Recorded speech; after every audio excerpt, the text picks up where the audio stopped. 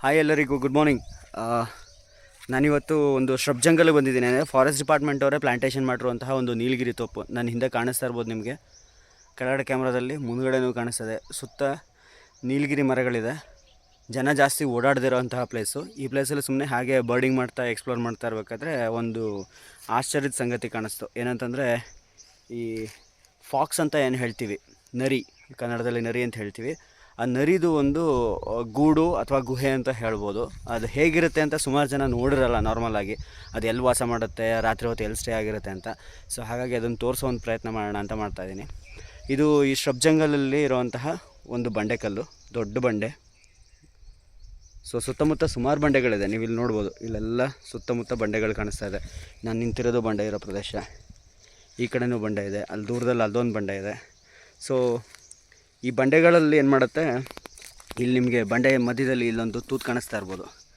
ಈ ತೂತಲ್ಲಿ ನರಿಗಳು ವಾಸ ಮಾಡೋದು. ಸೊ ಬಂಡೆ ಮೇಲ್ಗಡೆ ಕವರ್ ಆಗಿರಬೇಕು, ಯಾವುದೇ ರೀತಿ ಥ್ರೆಟ್ ಇರಬಾರ್ದು. ಆ ಥರ ಪ್ಲೇಸಲ್ಲಿ ಈ ಥರ ಹೋಲ್ ಮಾಡಿ ಅದು ಒಳಗಡೆ ಇರುತ್ತೆ. ಅದು ಒಂದು ಎಂಟ್ರೆನ್ಸ್ ಆಯಿತು. ಇದು ಎರಡನೇ ಎಂಟ್ರೆನ್ಸು. ನಿಮಗಿಲ್ಲಿ ಕಾಣಿಸ್ತಾ ಇದೆ, ಅಷ್ಟು ದೂರ ತನಕನೂ ಕಾಣಿಸ್ತಾ ಇದೆ. ಎರಡನೇ ಎಂಟ್ರೆನ್ಸು. ಇದು ಮೂರನೇ ಎಂಟ್ರೆನ್ಸು. ಆಮೇಲೆ ಈ ಕಡೆ ಬಂದರೆ ಇದು ನಾಲ್ಕನೇ ಎಂಟ್ರೆನ್ಸು.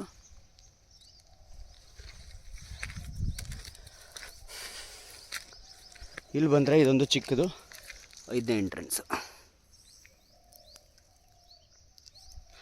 ಸೊ ಇದು ಹೇಗೆ ಅಂತಂದರೆ ಒಂದೇ ಗುಹೆಗೆ 5 ಬಾಗಿಲು ಏನಕ್ಕಿರುತ್ತೆ ಅಂತಂದರೆ, ನಾರ್ಮಲಾಗಿ ಯಾವ್ದಾದ್ರು ಒಂದು ಬಾಗಿಲಿಂದ ಥ್ರೆಟ್ ಆಯಿತು ಅಂತಂದರೆ, ಯಾರು ಅಟ್ಯಾಕ್ ಮಾಡಿದ್ರೆ, ಏನಾರು ಹಾರ್ಮ್ಫುಲ್ ಆದರೆ ಅದು ಇನ್ನೊಂದು ಪೊಟ್ರೆಯಿಂದ ಆಚೆ ಬರೋದಕ್ಕೆ, ಓಡಿ ಹೋಗೋದಕ್ಕೆ, ಅದಕ್ಕೋಸ್ಕರ ಒಂದು 3-4 ಎಂಟ್ರಿ ಅಥವಾ ಎಕ್ಸಿಟ್ಗಳನ್ನ ಮಾಡ್ಕೊಂಡಿರುತ್ತೆ.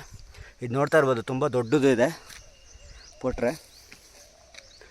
ಇದು ಬಂಡೆ. ಈ ಥರ ಬಂಡೆಗಳ ಕೆಳಗೆ ಎಲ್ಲಿ ದೊಡ್ಡದಾಗಿ ಹೋಲ್ಗಳಿರುತ್ತೋ ಅಲ್ಲಿ ಈ ಥರದ್ದು ನರಿಗಳು ವಾಸಿಸುತ್ತೆ. ಸೊ ಯಾರು ನೋಡಿಲ್ವೋ ಅವರು ನೋಡಿ ಎಂಜಾಯ್ ಮಾಡಿ.